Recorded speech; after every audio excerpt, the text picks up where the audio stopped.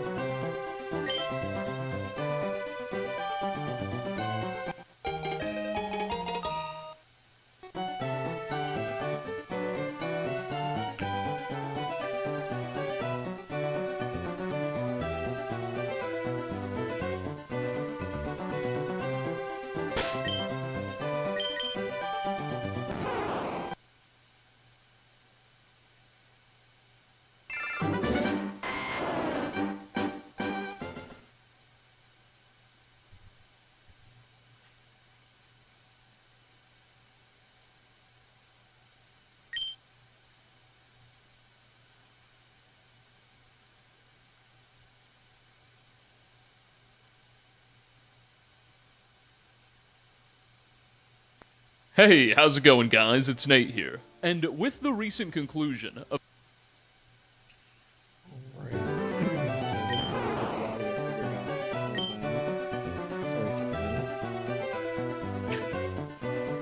Sorry, it took a minute to finally figure out how to get the audio set up.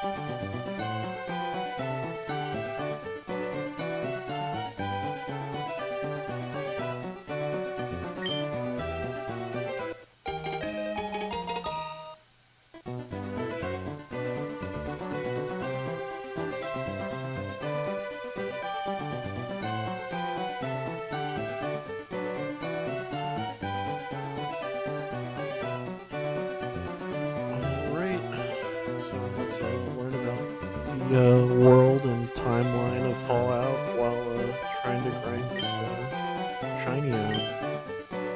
Over 7,000 encounters already, which is kind of crazy.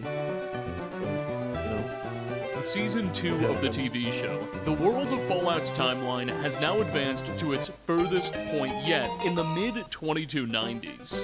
Not only that, but both the show and some more recent releases, as well as developer statements, have done a lot to fill in and somewhat shake up some past events as well. Over the years, I played the first couple of games. They're a lot of fun. Obviously played New Vegas. I haven't seen the newest season of the show, but watched some of the first season. It was pretty good. I've had quite a few suggestions that I make a video fully breaking down the history of the Fallout universe in all of its glory. Explaining not only the more than 2 centuries of post-apocalyptic history, but the events leading up to said apocalypse, as the pre-war world story began deviating from our own in some pretty major and interesting ways. And now, I think the time is finally right. So that's what we're going to tackle today. We're going to do an extremely deep dive into the Fallout timeline, starting from its earliest divergences from our own in the aftermath of the Second World War, through all of the games and everything in between. The rise of the Master, the beginnings of the NCR, the Enclave's crazy plans, the fall of Shady Sands, all of that stuff. My hope is that years from now, what we do today can serve as a reference for people looking to get into the franchise, or even for more veteran fans who need a few dots to connect. You know, the way it's looking, it could be 10, 15 years before the next mainline Fallout game. Someone's gotta preserve what's been happening for posterity before it's all forgotten. Now, admittedly, as you can probably judge by the length of this video, I got a little carried away. I don't know if a 20-minute analysis of pre-war political reforms or whether or not Watergate happened in this timeline is what anybody's asking for, but it's part of what you're getting. Part of the reason why these videos take so long. Also, all the artisanal maps I insist on making. Anyway, enough preamble, let's get into it. Kick back, set your Mr. Handy on Do Not Disturb mode, and relax as we dive into more than 300 years of Fallout lore. But first, a quick word from today's video sponsor. This video is brought to you by ExpressVPN. Recently, in 2025, I found myself on an unexpectedly brief trip to Australia, which I'm not going to get into, but while there and looking to kill time in my hotel, I opened up Netflix and noticed that several of my favorite shows, particularly Breaking Bad, were unavailable due to regional geo-blocks and licensing issues. This is where VPNs, and particularly today's sponsor, ExpressVPN, come in. By essentially spoofing my location to make it look like I was still in the United States, I was able to bypass those local restrictions and get back to binge watching. ExpressVPN also allows me to browse more securely at home. Typically, my internet service provider tracks my online habits and sells that data to anyone willing to buy. VPNs encrypt my traffic by routing it through secure tunnels to servers of my choice, ensuring that my ISP doesn't make any more money off of me than what I am contractually obligated to give them. Also, perhaps sparing myself some embarrassment. That's what I personally use ExpressVPN for, though it also provides some extra benefits. Makes browsing on public Wi-Fi a bit safer, and, in theory, could be used to evade certain IP bans. But I don't know anything about that. Find out how you can get all of these benefits and more, and 4 extra months, by clicking the link in the description box down below, or heading on over to expressvpn.com/epicnate. Now, back to our regularly scheduled programming. Alright, so the most obvious place to begin a video like this would be with the divergence. Divergence, as it's become known. The Fallout timeline is often described by developers and writers as paralleling that of our own world up until some moment or divergence split our timelines in a way that allowed the aesthetics and culture of a 1950s atomic age to continue to linger far longer than they did in the real world. However, the exact point of Divergence, the specific event or set of events that placed this universe on such a different course, has been deliberately kept obscure by Interplay and later Bethesda. A popular theory within the community is that it has something to do with electronic semiconductors being invented much later in the Fallout world, but that's never been confirmed by canon sources. Thus, the next best place to start our journey is with the earliest recorded deviations from our own history. Where are the first known events in the franchise that are not in sync with our own historical record? And as it happens, this is a pretty easy task that takes us to the space race. The earliest confirmed serious deviation from our record dates to the spring of 1961, where, in the Fallout universe, according to the Museum of Technology, the United States claimed to have launched the first man into orbit, an astronaut named Carl Bell, who subsequently disintegrated upon re-entry into the Earth's atmosphere, and whose remains can be found in Fallout 3's Museum of Tech. This represents a stark break from our own universe, where the honor of first man in space undisputably went to the Soviet Union and cosmonaut Yuri Gagarin that same year. It's possible that Fallout's US government is simply lying about its achievement. The plaque where we read about it claims that both the Soviets and Chinese challenged America's claims. But if true, the event may point to an even earlier divergence. You know, if the US space program succeeded in putting someone into orbit by 1961, chances are the groundwork for that program was laid much, much earlier in the 1950s. One theory within the community postulates that Fallout's entire timeline deviation may be a product of divergences in American space and nuclear tech in the lead-up to the space race. 1969 represents the next major series of deviations we're aware of. Evidently, sometime during this year, the United States of America went through a series of profound political reforms. The 50 states, long the defining political units of the country, were reorganized into 13 new distinct administrative regions called Commonwealths. The number 13 seeming to have been picked in reference to the old 13 colonies.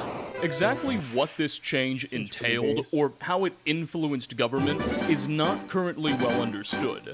Non-canon sources suggest that the Commonwealths represented a new layer of government, serving as an intermediate between the states and federal authorities, though their exact powers and duties are vague. The events of Fallout 4 and 76 suggest that state power was almost entirely supplanted by that of the Commonwealth, with state legislative houses being abandoned well probably before should, the because I've heard good Whatever things the about exact it. details, When it this first came change was out, I considered just knew it was monumental kind of, enough to rough. warrant the christening of a new American flag. The 50 rode equal stars on the old Canton were replaced by a single large star orbited by 13 smaller ones, a recognition of the 13 Commonwealths united around one government. The reasons for these dramatic reforms remain as ambiguous as their content. However, in our timeline, the President of the United States in 1969 was a newly inaugurated Richard Nixon, who just won his first election and took office that January. And in the Fallout universe, we can encounter a few sparse references to an old Nixon administration, making it quite likely that he was the president who presided over these major changes. Though we can't be sure. In a 2023 interview with the website Screen Rant, Jonathan Nolan, the director of the Fallout TV series, stated that the games take place in a universe where, quote, America never had a Watergate, never had a Vietnam, never had a Woodstock, never had a conversation with itself about its own sins and transgressions, and just blustered forward into another American century. Another Wow, 100 years that of the would, swagger in that would America definitely that then explain the comes culture to a of the Fallout grisly end, series. but it gives us a chance to play with some of those ideas. Unquote. No, Watergate may suggest that the Nixon administration of the Fallout universe was substantially more popular, prosperous, and influential than that of our own timeline. A lack of involvement in Vietnam is also an interesting suggestion. Previous Fallout games have actually alluded, albeit vaguely, to American involvement in Vietnam, but assuming that plot point has now been retconned, one has to wonder what the fate of this Southeast Asian country ultimately was. Did it remain a French possession, transition into a democratic capitalist state, or somehow go communist anyway without firing a shot? Only Todd Howard may know. Along with these other major political happenings, 1969 was the year of the moon landings in both of our timelines. Though in the Fallout universe, America's moon mission was called Valiant 11 rather than Apollo 11, and the astronauts also bore different names. Richard Nixon is the last president of our timeline confirmed to have served in the Fallout universe. Fallout 2 did feature a short holodisc that briefly referenced the Reagan administration of the 80s, but that disc was filled with fourth wall breaking jokes and meta references, leading to developers urging that we don't take its content seriously. The early 1990s in our timeline saw one of the most stunning geopolitical events in history unfold. The rather sudden breakup and dissolution of the Soviet Union, an event which reshaped our known world order, but which does not seem to have occurred in the Fallout timeline. It's unclear how, but Fallout Soviet Union appears to have pushed through the turmoil of the 90s and would survive another 86 years up until the day of the Great War. In Fallout 1, there are references to a Soviet consulate in Los Angeles and even Soviet diplomats who were admitted into American vaults when the bombs fell, perhaps implying that relations between the two pillars of the old Cold War ultimately improved somewhat. We can also see the remnants of a crashed Soviet satellite in the Fallout TV show. Perhaps in this universe, perestroika and the reforms of Mikhail Gorbachev succeeded in somewhat liberalizing and holding the USSR together, conceivably also improving its standing with the West. Or maybe hardliners won out, halting Gorbachev's reforms and preventing constituent republics from leaving. However it survived, there are dramatic and very mysterious implications for European history as well.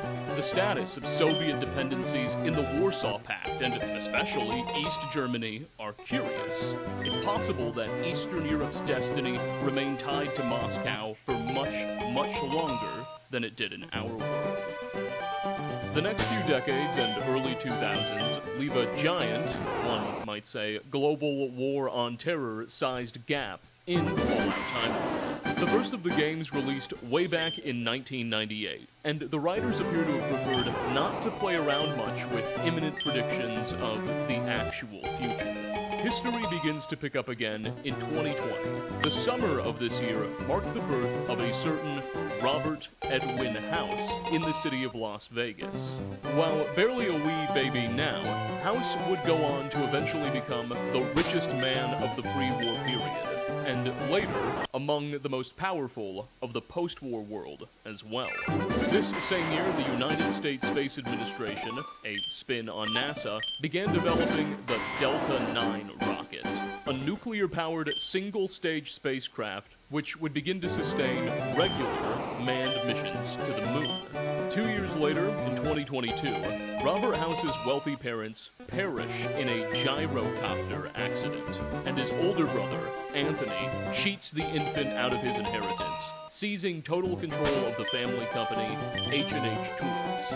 This would inspire the young Robert to grow up with a chip on his shoulder and ignite the fires that would lead him towards very big things in the future. Around the same time, within the decade, global concerns over a possible future resource shortage began to truly emerge. Petroleum and uranium, which had been driving a diesel and atomic-fueled age of prosperity, were becoming harder and harder for developers to encounter in the natural world.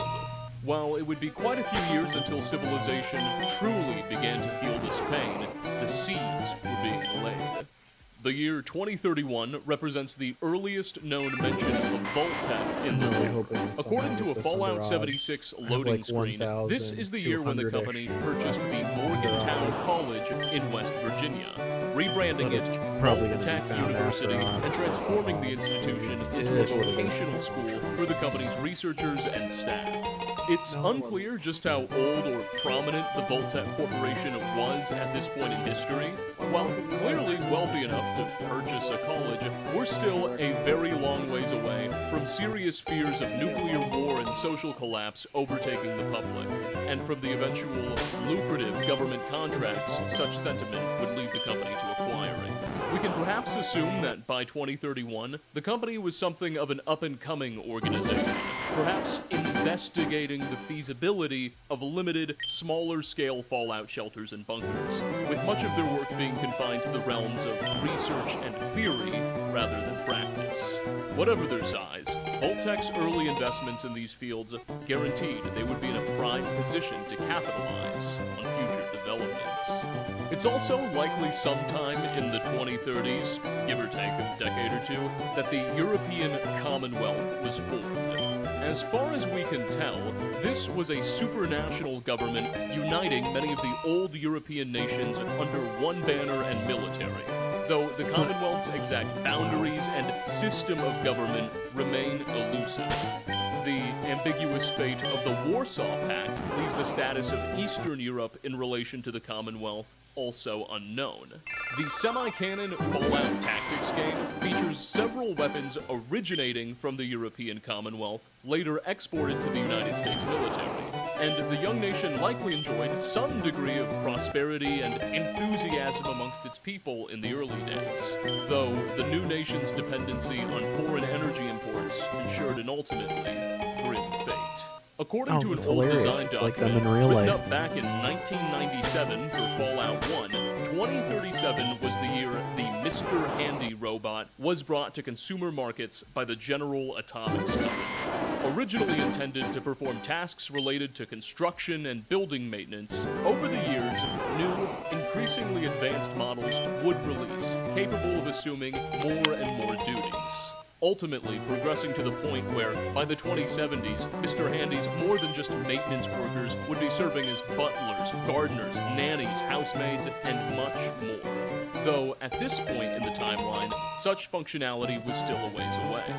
Although, the original document does state that from the beginning, Mr. Handys were already each sustained through miniaturized nuclear reactors and accompanying power units. That's crazy. The design document also tells us that in the year 2042, Mexico City suffered some sort of catastrophic earthquake, and Mr. Handys played a big role in the ensuing rescue and reconstruction efforts.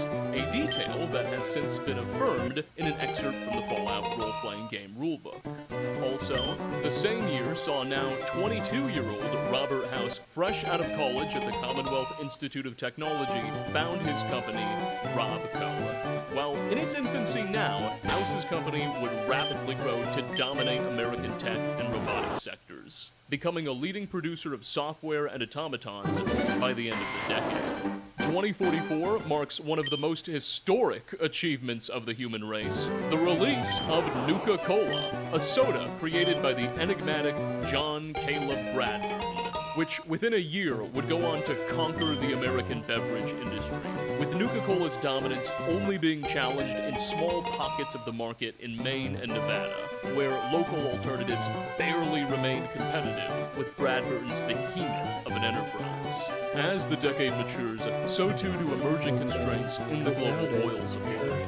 Avalon's Fallout Bible tells us that the 2050s saw American oil fields in Texas start running dry, and miniaturized nuclear reactors, already prevalent in Mr. Handy's, began phasing out diesel and combustion engines in the U.S. auto market, as consumers recoiled at gas prices and the government sought to creatively limit the demand for oil.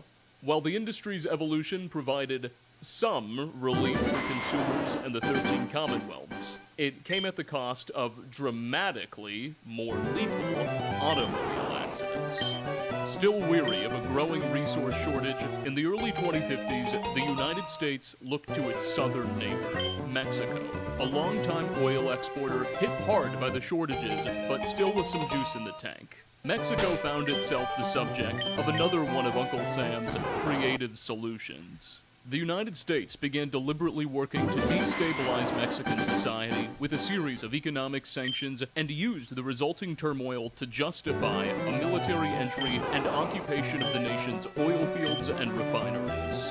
The exact course of this Second Mexican-American War, as it's sometimes been called, if it was a war at all, really, isn't known. Whether the United States completely occupied the nation, set up a puppet government, or just left it in chaos while seizing the oil nodes are details that have been lost to history. Our best source for this event, like so much in the early pre-war timeline, is Avalon's Fallout Bible, but the conflict does seem to have been confirmed by later content in the games. Billboards found throughout Fallout New Vegas suggest that Poseidon Energy, a major American oil and gas conglomerate, established a Mexican subsidiary called Petro Chico, un amigo de Poseidon Energy, importing vast quantities of refined Mexican petroleum to the company's affiliate gas stations across the American Southwest. However the US did it, the European Commonwealth was inspired by America's lead, and when in 2052, its Arab oil exporters raised prices to unaffordable levels, the Europeans responded with a series of military actions, quickly escalating into a full-scale war upon various Middle Eastern powers. While planners in Paris and Berlin may have hoped for a quick success like the United States had south of its Channel border, the 5. ensuing conflict would last That's nearly kinda a crazy. decade, with no real winners. The resource wars had begun. We can assume that inflated oil prices had serious consequences for the global economy in more ways than one. Various non-canon sources allude to a major financial crisis around this time, with many smaller nations being pushed into bankruptcy. One can presume that a wave of sovereign debt defaults had cascading ripple effects throughout global bond and equity markets. In the midst of these escalating conflicts and financial disasters, many looked to the United Nations, that great form of countries, for a solution and compromise. But, alas, the only thing its member states could agree on was to disband. And thus, July of 2052 saw the last meeting of this once prominent global intergovernmental organization. As if the decade wasn't already off to a bad enough start, the 2050s also saw the return of plague to the collapsing world. The New Plague, as it was dubbed, was an extremely contagious, I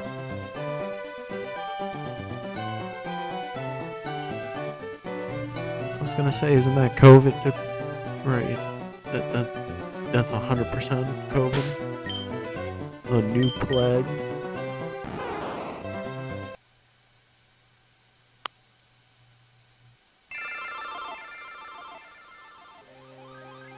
in lethal viral infection, spread through both air particles and bodily fluids, which waged havoc on the collapsing societies of the mid-21st century. Exactly how many lives it would ultimately claim are unknown. However, by 2053, the United States government was sufficiently panicked so as to close its borders and order a national quarantine, which conveniently also helped to discourage communist assemblies and provided further opportunity for Romco and General Atomics to fill gaps in the labor supply with their various innovations. Sometime following the outbreak, the U.S. government, desperate for relief, commissioned West Tech, a tech and biosciences firm, to search for a cure. The company was given as much funding as the institution could dream of, and an understanding that typical ethical limitations on its testing policy would be relaxed. However, despite all the backing and legal immunity they could hope for, West Tech's efforts were unsuccessful, though much of its research would find great utility in the future. As resource shortages, a breakdown in the international order, and now plague all threaten the globe at once, various players in American government, and later even business and academia, began collaborating in preparation for what they saw as an impending collapse of civilization itself. seeking to shape government policy to ensure that they would come out on top and rule the ashes. This faction would come to be known as the Enclave. And while likely small and insular in the 2050s, this organization was destined to become among the most powerful of both the pre- and post-war eras. The year 2054 was christened by a series of limited nuclear exchanges between the European Commonwealth and its Middle Eastern adversaries, as for the first time in recorded history, two nuclear powers went toe-to-toe, with unknown but almost certainly devastating results for all parties involved. In light of the escalating resource war in the Middle East, the United States government initiated what would come to be known as Project Safe House, a plan to build a network of nuclear-proof shelters across the United States that would be able to preserve the American way of life in the event of a global nuclear war. The government chose to partner with the old Voltec Corporation, a company now with at least decades of research and institutional knowledge under its belt, to build no fewer than 122 vaults across the United States and its later occupied territories, each capable of housing roughly 100 citizens, or dwellers as they would be called, as well as a large complement of staff. Even in the most optimistic projections, it was well understood that this multi-trillion-dollar endeavor would only save, at best, an extremely slim minority of the American public. But the hope was that those saved would be able to go on and rebuild the country out of the fires of whatever was thrown at it, the seeds from which the Republic could once regrow. At least, that's what was said publicly. The real truth was far more insidious. Whether or not the vaults were ever intended to function as advertised isn't obvious, but by the time construction began, they were being built to serve a very different, clandestine purpose. The overwhelming majority of the vaults would function as laboratories, each conducting a different, typically very deranged social experiment meant to begin when their doors were eventually sealed upon the war. One vault would measure the impact of prolonged, gradually increasing radiation exposure on an unsuspecting population. Another was destined to evaluate the impact of psychoactive drugs in the air supply. A vault just outside of Boston was set up to monitor the efficacy of cryogenic freezing on its dwellers. With the exception of just a few control vaults, facilities that ran no experiments and were actually built to function as advertised, providing a base control set to monitor other bunkers against. The vaults were all just one giant, twisted research experiment meant to begin the day the bombs fell. Now, you might be wondering, what's the point of conducting such a massive science experiment after the collapse of civilization? Why would the government and Voltec spend trillions of dollars that are really needed elsewhere, all to start collecting a bunch of data when the rest of the world has been reduced to a wasteland? Well, we'll talk about that later. For now, let's get back to the timeline. As one nightmarish decade gave way to another, the 2060s saw the Euro-Middle Eastern War finally come to a conclusion, as the last remaining oil fields in Arabia and the Levant ran dry, rendering the entire conflict moot. Defeated, bankrupt, and unable to keep the lights on, the European Commonwealth dissolved following its failed adventure, and the successor states quickly began warring amongst themselves. The European Civil War had begun, and it may have never truly ended. Meanwhile, with the Middle Eastern oil fields having tapped out, Alaska became the world's last remaining major producer of oil, with her fields being the only ones left capable of making a dent in demand, and the United States sought to consolidate this advantage. The state's capital, Anchorage, was fortified to safeguard against enemy invasion, and the military began pressuring Canada to allow for the permanent deployment of U.S. troops on her soil to guard the Trans-Alaskan pipeline. Canada would, at least initially, resist to these demands. To further solidify her That doesn't sound like real sometime in the early to Canada. mid-2060s, Real according to the Fallout Canada 3 would official probably game just guide, fold into- American Sorry, forces Canadians. committed a gross You know how act it of be. sabotage against a deep-sea oil deposit claimed by the Chinese before their government could begin development. Enraging Beijing and driving their leader, a certain Chairman Cheng to begin drafting plans for military retaliation. By 2065, Robert House, now the richest man in the world, had come to the conclusion that a global nuclear war was inevitable. He had access to elite government circles and ownership of the most accurate predictive models mankind had ever developed. It had become obvious to him that there was no stopping what was coming. So, House began preparing to survive it. In 2066, following a series of failed trade and peace talks, desperate for fossil fuels and insulted by its rival at every opportunity, Chairman Cheng ordered the Chinese invasion of Alaska, bent on claiming the state's oil fields for the People's Republic. This Chinese invading army was led by a certain General Jing Wei, said to be a ruthless taskmaster with a strange sense of honor. America responded by dispatching General Constantine Chase to secure what he could of the state and initiated a process of total militarization. The Sino-American War had begun. According to Fallout 1's intro and the Fallout Bible, shortly after the outbreak of hostilities in Alaska, the United States increased its pressure upon its northern neighbor to allow the movement of troops and material through their soil. This time, it seems Canada was forced to relent and grant the U.S. military nearly unlimited access.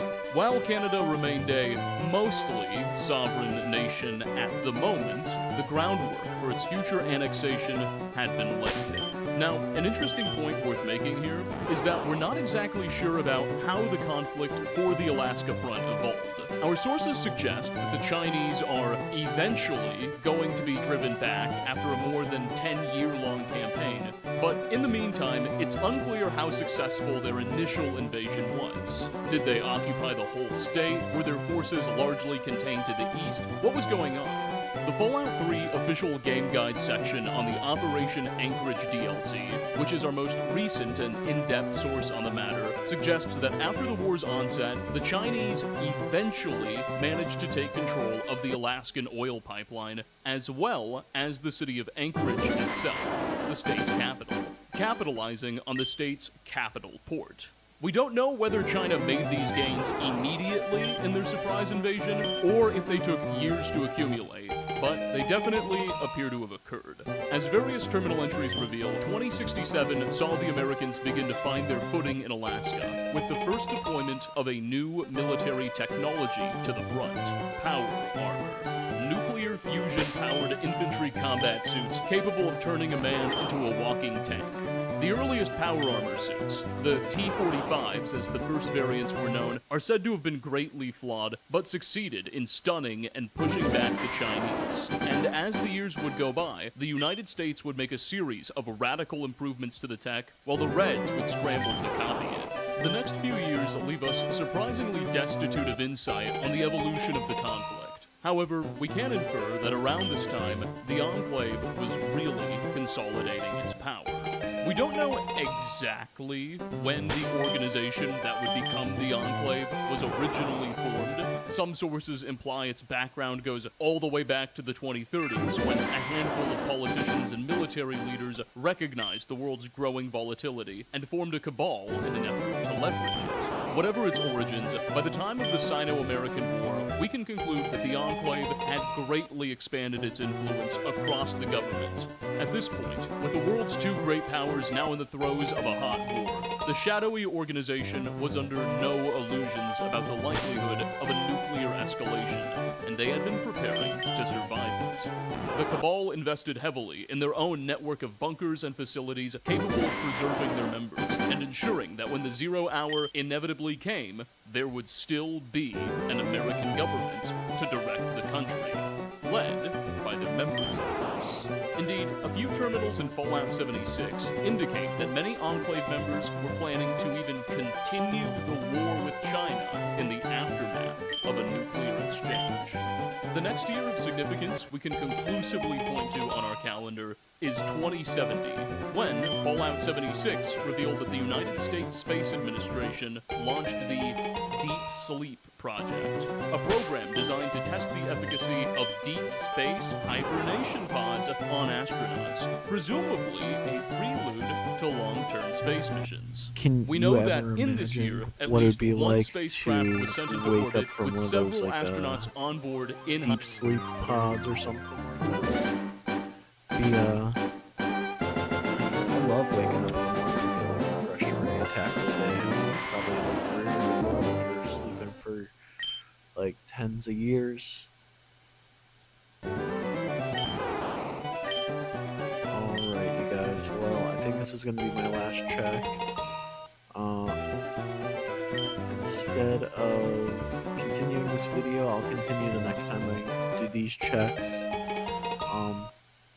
That being said, I'm probably going to start live streaming me doing some Lego building of the Lego Game Boy. So come by, say hi, drop a like on that, and hope to see you guys there. Thanks for watching.